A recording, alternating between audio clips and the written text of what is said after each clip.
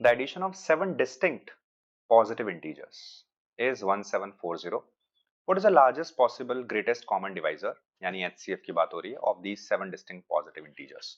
तो क्योंकि हमारे नंबर्स सारे डिस्टिंक्ट हैं, राइट, तो एक काम करते हैं, जो HCF है उसको हम लोग कुछ एक x मान लेते हैं. तो जो हमारे 7 नंबर्स होने चाहिए वो क्या होने चाहिए? तो लीस्ट केस सिनेरियो में it should be x, 2x, 3x, right? Then it should be 4x, 5x, 6x and 7x.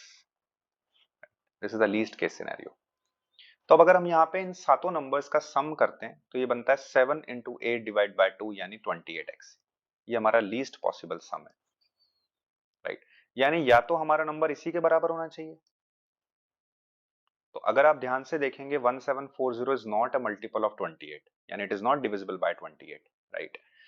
तो ये पॉसिबल नहीं है. यानी जो हमारा दूसरा कोई पॉसिबल केस होना चाहिए वो होना चाहिए कुछ एक a इंटू बी, जिसमें b को हम एक बार के लिए HCF बोल देते हैं एंड ये हमारा कोई एक नंबर a है.